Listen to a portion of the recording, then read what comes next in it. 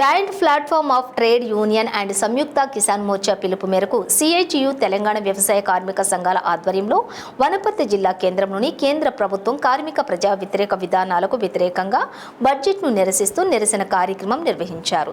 ఈ సందర్భంగా సిఐటియు వనపర్తి జిల్లా కార్యదర్శి పుట్ట ఆంజనేయులు, తెలంగాణ వ్యవసాయ కార్మిక సంఘం జిల్లా కార్యదర్శి మేకల ఆంజనేయులు మాట్లాడుతూ క్విట్ ఇండియా ఉద్యమ స్ఫూర్తితోనే దేశాన్ని కాపాడుకుందామని ఆగస్టు 9న 1942లో ఈ దేశాన్ని వదిలి వెళ్ళండి అని తెల్లదొరలకు పిలిపిస్తే నేడు నరేంద్ర మోడీ ఎర్ర తివాచీ పరిచి విదేశీ గుప్తా కంపెనీలకు స్వాగతం పలుకుతున్నారని మండిపడ్డారు.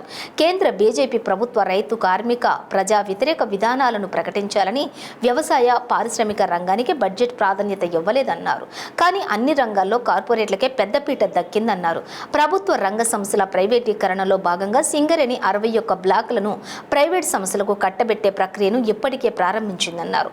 ఓట్లతో తెలంగాణ నుండి పార్లమెంటుకు వెళ్లిన కిషన్ రెడ్డి బొగ్గు బ్లాకుల మంత్రిగా ఉండి తెలంగాణలోని మంచిర్యాల జిల్లాలోని శ్రావణపల్లి బొగ్గు బ్లాక్ను వేలంపాట పాడటం ఎంతవరకు సమంజసమని విమర్శించారు. అదేవిధంగా దేశంలోని అన్ని రంగాల కార్మికులకు కనీస వేతనం 26,000 ఇవ్వాలని, కనీస పెన్షన్ 10,000 ఇవ్వాలని డిమాండ్ చేశారు.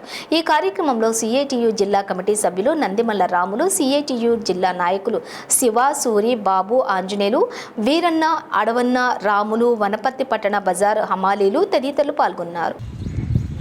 ఈరోజు దేశంలోన 1942 ఆగస్టు 9వ తారీఖు నాడు క్విట్ ఇండియా అని పిలిపివ్వడం జరిగింది. ఆ రోజు స్వాతంత్ర ఉద్యమం అంటే ఆ రోజు మొత్తం తెల్లదొరలు వెళ్ళిపోవాలని చెప్పి పిలిపించారు. కానీ ఈరోజు తెల్లదొరలు రండి అని పిలిపిస్తున్నాడు నరేంద్ర మోడీ. మొత్తం స్వదేశీ విదేశీ గుత్త కంపెనీలకు ఈ దేశ సంపదను మొత్తం దోసిపెడతా ఉన్నాడు. ఈరోజు మొత్తం ప్రభుత్వ రంగ సంస్థలు మొత్తం ప్రైవేట్ పరం చేస్తూ ఉన్నాడు, ధనవంతులకు అమ్ముకుంటున్నాడు.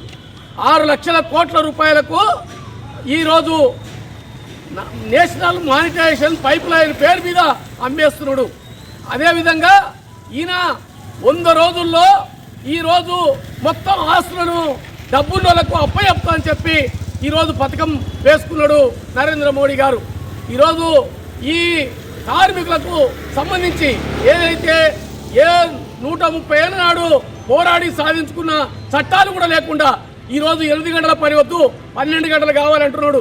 సమ్మె హక్కు లేదంట, సంఘం పెట్టుకునే హక్కు లేదంట, అన్ని రకాల హక్కులు లేకుండా చేయాలని ఈ 4 లేబర్ కోడ్లను ఈ పార్లమెంటులోన ఇప్పుడు రాష్ట్రానికి కూడా అమలయ్యేటట్టుగా మొత్తం నోటిఫై చేస్తా అని చెప్పి, అంటే కరెంటు ఛార్జీలు విపరీతంగా పెరిగేటట్టుగా ఈయన నరేంద్ర మోడీ సిద్ధమైండు ప్రైవేటీకరణ అప్పచెప్పనికే. మన శ్రావణపల్లి బొగ్గు బ్లాకు మన తెలంగాణది కూడా మన గనుల శాఖ బొగ్గు గనుల శాఖ మంత్రి కిషన్ రెడ్డి గారు బీజేపీ మంత్రి, ఆయన ఈరోజు వేలం వేయడం అనేది జరుగుతూ ఉంది, చేస్తూ ఉన్నారు. అదేవిధంగా మన హమాలీలకు కానీ మిగతా అసంఘటిత కార్మికులు మొత్తం 40 కోట్ల మంది ఉన్నారు ఈ భారతదేశంలో. అంటే వాళ్ళకి ఎలాంటి హక్కులు లేవు, ఎలాంటి ప్రభుత్వ సహాయం లేదు. కాబట్టి మనం కొట్లాడుతూ ఉన్నాము. ఈ నరేంద్ర మోడీ ప్రభుత్వం కూడా అసలు దాని గురించి ఊసే ఎత్తడం లేదు. ఈరోజు భవన నిర్మాణ కార్మికుల వలె వెల్ఫేర్ బోర్డు ఏర్పాటు చేయాలి, సంక్షేమ పథకాలు అమలు చేయాలి, గుర్తింపు కార్డులు ఇవ్వాలి, అదేవిధంగా ప్రమాద బీమా 10 లక్షలు ఇవ్వాలి, అదేవిధంగా సాధారణ మరణానికి 5 లక్షలు ఇవ్వాలి, పథకాలకు విద్యకు వైద్యానికి సంబంధించి పిఎఫ్ ఈఎస్ఐ వర్తింపజేయాలి, అందరికీ దవాఖానకు సంబంధించిన ఖర్చులు మొత్తం గవర్నమెంట్ భరించాలని అన్నారు. కార్మికులుగా గుర్తిస్తామన్నారు. ఇంతవరకు దాని గురించి పట్టించుకోవడం లేదు. కాబట్టి కార్మికులు ఇవ్వకుండా, వ్యవసాయ కూలీలకు 200 రోజులు పని ఇవ్వకుండా, ఉపాధి హామీ పని 200లకు ఉపాధి హామీ ఇవ్వకుండా నరేంద్ర మోడీ అడ్డుకుంటా ఉన్నాడు. దీనికి మొత్తం బడ్జెట్ మన పేదలకు మన కార్మికులకు అనుకూలంగా కాకుండా వ్యతిరేకంగా బడ్జెట్ ప్రవేశపెట్టడం జరిగింది. పెట్టుబడిదారులకు ధనవంతులకు అనుకూలంగా ఇది చేసిండు. కాబట్టి మేము డిమాండ్ చేస్తా ఉన్నాం, పెట్టుబడిదారుల మీద ధనవంతుల మీద సంపద పన్ను వేయి, ఆ సంపద పన్ను వేసి పేదలకు సంక్షేమ పథకాల కోసము, విద్య కోసం, వైద్యం కోసం, ఇతర సంక్షేమ పథకాలకు ఇవ్వాలని చెప్పి డిమాండ్ చేయడం జరుగుతూ ఉంది. మాటలు చెప్తున్నాడు, మాటలేమో టీవీలో చూస్తే అబ్బా మన పేదల కోసం చేసినట్టుంది అంటున్నాడు. కానీ మాటలు మన గురించి, చేతలు మొత్తం కోటీశ్వరుల గురించి చేస్తున్నాడు. స్వదేశీ విదేశీ గుత్త కంపెనీలకు లాభం చేకూర్చేటట్టు చేస్తా ఉన్నాడు. చిల్లర వర్తకంలో విదేశీగా పెద్ద కంపెనీ యజమానుల షాపులు వచ్చేటట్టుగా సూపర్ మార్కెట్లు వచ్చేటట్టుగా చేస్తున్నాడు.